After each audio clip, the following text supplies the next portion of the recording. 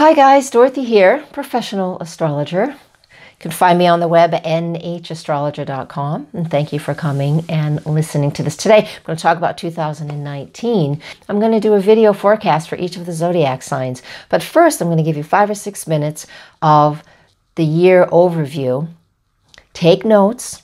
And then this will be the introduction. It's going to be in front of each one of the other videos that I create. So if you watch this introduction, you can skip it in the other videos if you end up watching more than one. All right, so let's get started. We have eclipses. Capricorn and Cancer. Cancer, Capricorn, oppositions, full moons, new moons, starting in January, ending in December. 5 eclipses this year. January 5th, January 21, see if I can remember, July 2nd, July 16, December 26. You could slow that down or hit pause and listen again. Those eclipses, mainly the Cancer Capricorn. So what this is doing, the eclipses, they change zodiac signs every 18 months or so. So these eclipses with the transiting lunar nodes, they're called, that's where eclipses happen. It is helping us and ushering us into a more authentic place in who we are. What we're focusing on is our home, security, our career. Do you feel like you're being true to yourself? That Cancer eclipses especially are helping us to tap into our emotions and how secure do I feel in my home? Do I feel secure? Can I come home and be vulnerable and emotional and comfortable and relaxed? Because home life, Cancer, and the public life, Capricorn, are two very different things, but they are tethered by an opposition. They are, when something happens on one end of the stick, it happens on the other end, right? Because there's always 2 ends to a stick, unless you make a circle, and that's all the 12 zodiac signs. But the opposition, Cancer, Capricorn, is ushering us into this area of being authentic in how we're presenting ourselves to the world. Now, a lot of people, it will create insecurities for some people, depending on how evolved or how in alignment with what's important for you. So this Cancer stuff can make us overly emotional, or it can help us tap into how we need to be more in tune with how we feel. Because life should feel good. Life shouldn't be difficult. Difficult things happen, yes, and we move through them. We always move through them. And that's where you tap into your emotions. And that's what this eclipse stuff is all about, in Cancer especially, helping us to get in touch with who you really are. And then the opposite energy of Capricorn is about being an authority at what it is that you do, feeling authentic, feeling like you're very validating how you feel. You can take control of things, which is great if you need to, but make sure you do it from an emotional place. How do I feel about this? Great, now I can take charge. All right, this is that Cancer Capricorn energy. It's super strong this year because of the eclipses. I mean, we have this energy every year, but it's powerful. So I'm going to, in the individual videos, I'm going to talk about it. You write all those keywords down that resonated with you, and then I'm going to talk about it in each house when it happens, okay? And so you'll get the zodiac energy of it a little more specific for you. Okay, what else do I want to talk about? We also have Jupiter and Neptune squaring off this year, and it's a mutable square. Jupiter in Sag loves to experience life and to learn through diving in, full immersion. Squaring Neptune in Pisces. Neptune's been in Pisces for ages, so it's not a big deal, because it's just helping us to get into a more spiritual place for a lot of people, right? But Jupiter and Neptune in a mutable square, this is just enough tension, so it gives us motivation. Just enough, because squares aren't negative, like you'll read in some books, how they just villainize squares, but we need a little bit of tension to move us, especially with the mutable signs. So to me, this is a fantastic energy for the year. Now, the mutable square between Jupiter and Neptune will inspire us to be creative, to work on our intuition, work on our spiritual practices, things like that. And the square energy of that, and you can write this down too. Let me find my notes. Here it is. January 13th, June 16, September 21. So those 3 times is when they're exact, but they'll be playing with each other almost all year long. So that means we all have an opportunity to really tap into intuition and our spiritual and creative abilities. All right, helps us to smooth things out. Now, some people might take this and just dive off the deep end and go into their illusion and go into a place that, you know, that when we go and if we drink too much or get into drugs. So drugs and alcohol sometimes can really, people can go off the deep end with that too. But the Capricorn, especially the Capricorn eclipses and the energy there, it definitely helps to anchor us in a little bit more. Because we also have Saturn sextile Neptune this year. And with Saturn sextile Neptune, that's a fantastic anchor. I like that it's there. We actually need it because it's going to help to ground us in whatever it is we're going. So most of us don't go off a deep end into, you know, la la land. But hey, if you feel like diving in once in a while into music, I hear La La Land and I think music. You go into music, go into meditation, trust your intuition, get into painting, get into photography, whatever it is. These are the beautiful creative things we can do with Saturn sextile Neptune and the Jupiter squaring Neptune. All right, and I'll give you some more specifics in just a minute. Don't go away. I'll be right back.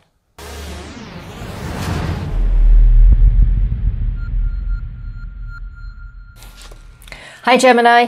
Hi, fellow Gemini is what I should say. It's mine too. So I got my notes in front of me, so I will be looking down a little bit, but don't worry, I'm still here and you can listen. All right, I want to start with January 5th. And on January 5th, the new moon eclipse that we have is in your solar 8th house.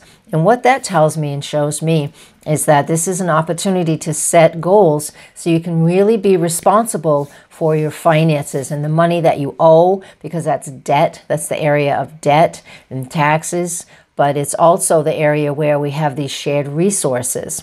So it is a good opportunity. New moons are about setting goals, and eclipses really highlight that, about feeling very responsible in your financial world, and how you're going to pay debt back. And that's a great opportunity to set goals based on those things, plus everything else I told you about in the intro. All right, moving on. And the weekly videos will have a lot more, so subscribe to the channel so you know when my weekly videos are posted. They go up a few days ahead of time. Every week for years now. It's a lot. But hey, the more we talk about it, the better it gets, right? Jupiter, Neptune square. The first hit of that, it happens 3 times. Let me give you the dates. Please write these down, and then I'll tell you what it is for you. January 13, June 16, September 21. Those are the exact squaring off of these 2 planets. These 2 planets square off between the 7th house for Gemini and the 10th house. So to me, this looks like being creative, because remember everything I said about it is about being artistic, creative, inspirational. It's being creative from the area of the chart, which is about partnerships and relationships. And it goes to Neptune in the 10th, which has everything to do with our careers and how we're illuminating that and how that is coming into what we do and how we're creative, how that's coming to the market, to the public's eye. So the Capricorn stuff is getting things financially in order. And this square, again, comes from new partnerships and relationships in your creative endeavors that gets you out into the public eye. That seems pretty darn cool, if you ask me. The next thing we have is another eclipse, and that's January 21st. And that's a full moon lunar eclipse. It's a super moon as well. It is at 0 degrees of Leo, and that is in your 3rd house. So the sun is up in the 9th house of education, and the moon in Leo is down in that 3rd house of communicating what it is that you want and need. So that's that communication area. That's Gemini's natural home. So this eclipse could be pretty decent. It's just an applause, so it's not a super strong eclipse, but it's still an eclipse. Make sure you're aware of what you want and what those creative endeavors can be in regards to communicating, talking, writing, sharing information. All right. It is an eclipse that we're going to be able to see in North America and a lot of Europe too. So go to my resource for astronomy is nasa.org. Is it .org or .gov? It's one of those. Go to NASA and it will tell you when you can see it because it's pretty cool. We saw one a few years back, and then we'll see another one in something like 2024. Because, wherever eclipses come, wherever we get to see them, there's usually an area of big change. And that's why we talk about it and we focus it in our astrology, because where the eclipses happen are areas of big change. The next thing I want to talk to you about is the anchoring of that Jupiter-Neptune square, because it's so mutable that we can just be creating or just going into our illusions of things. But Saturn is making a sextile to Neptune. Saturn's in Capricorn. Saturn rules Capricorn. Saturn is in your solar 8th house. So this is a very grounding opportunity. So allow yourself to have that creativity. But we also know that we are making some strides forward because Saturn is sextile that Neptune. And those exact sextiles happen January 31, June 18, November 8. So give yourself those opportunities to plant some seeds. It's not relating to new moons or anything, but plant seeds and work towards things. Saturn wants to see results. There you go. So be creative and enjoy that, but also know that there'll be some good results. All right, Uranus in Taurus. Uranus moves back into Taurus on March 6th. Do you remember what we were doing in May 17th of last year? We had a big shift, Uranus into Taurus, Mars into Aquarius. That Mars thing's over with, but Uranus moves back into Taurus March 6th. So remember what May was like, what March is like. It'll come back to us.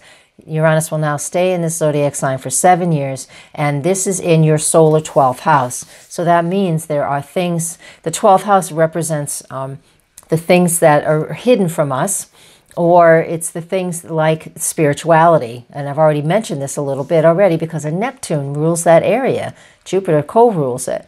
So we have all of this stuff for Geminis where Neptune and Jupiter is, and now Uranus. It's all about digging into your spirituality, digging into metaphysical things, meditation, trusting what's going on inside, trusting your spirit, trusting your soul. It's a lot here. So you're going to be able to break away from restrictions and old ways of thinking, and this will help you to really step into something else that your soul wants expansion in. Again, think back to May and June and July 2018 when Uranus only moved into 2 degrees and then he retrograded. So he's only was in there for a few months to give you just a little preview, and now he's back in for the next 7 years or so.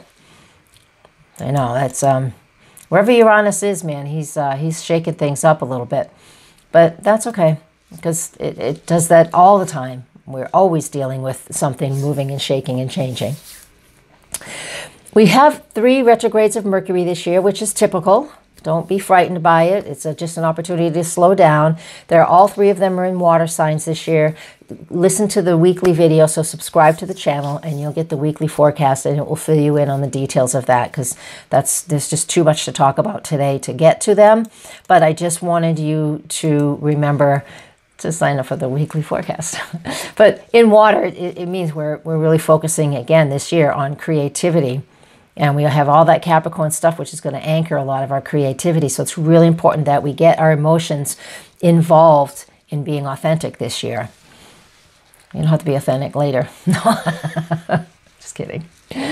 All right, next, Jupiter will retrograde April 10th to August 11th, and that will be in, again, that partnership area. So we just need to be very mindful of, as long as we're not overextending ourselves in those partnerships and, you know, signing too many contracts or just hooking up with too many people in business or whatever. We just have an opportunity while Jupiter retrogrades in that area to slow it down.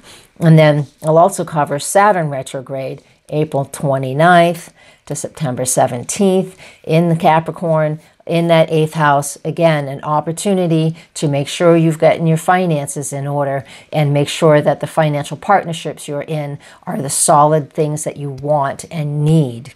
All right, this is a great opportunity to set up retirement accounts or make sure that they're in good stead. All right, that's what we do while Saturn is retrograding.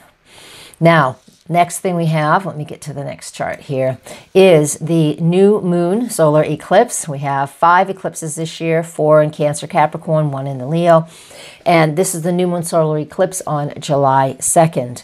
And it is at 10 degrees of Cancer. So where is that for you? Let me get to that chart. There it is. There it is. It's in your 2nd house. That 2nd house is the area of the chart about how we use skills and talents to earn a living. So kind of like taking something that we really absolutely love, what we value, what we love, so a hobby, and it's in that sign of Cancer. So I'm going to repeat myself a little bit here, but this is the patterns of the year. It's a repeating pattern. We want you to get emotionally connected to what's important to you. Get emotionally connected to what you value. And this is a new moon eclipse, so you're setting goals based on that. So it's so important. You're going to be able to do something fabulous this year if you tap into your emotions and allow them to guide you some. I'm not saying you have to be overly emotional, but allow your emotions to guide you. Allow how you feel to guide you. All right, moving on to the next eclipse, which is July 16th. This one is connected with Pluto, so this is really going to heighten. The moon is in Capricorn. Again, still your 8th house. Pluto's there. Retrograde Saturn's there. You got so much focus in your 8th house this year of finances, so make sure you get that in order. Trust your gut instincts, because the other side of that is the Cancer eclipses. Trust your gut instincts more than ever when it comes to your financial security. Then, December 2nd, Jupiter enters Capricorn, which means Jupiter moves into your solar 8th house. So now that Jupiter, Saturn, and Pluto, and the last eclipse is there, this is everything to do even more. It's been like a whisper at first. Hey, get your finances set. Figure out if you got what you need. And it's just, the signal's just getting louder and louder and louder. Now that Jupiter's in there, it's as loud as it can get. Get your you-know-what together when it comes to your finances. All right? That is almost it. The final eclipse that we have is going to compound this because it is right next to Jupiter. So the final eclipse on December 26th, 4 degrees of Capricorn, right there with Jupiter at 5 degrees of Capricorn in your 8th house. There's nothing more I can say to you except get your finances together. And if you're somebody, here's a little tidbit for the end. If you're somebody who is looking for grants because that's part of what your work is, this is an opportunity to do some grant writing to get monies in that you deserve. All right? So there's an awesome amount of opportunities. Day in and day out energy. Subscribe to the weekly. Come to my website, nhastrologer.com. If you feel these videos are good for you, make a donation or just get your own reading and get your year ahead. And then you and I will have a conversation and it'll be just about you and we'll be very specific. All right. Thank you very much. Blessings. Namaste.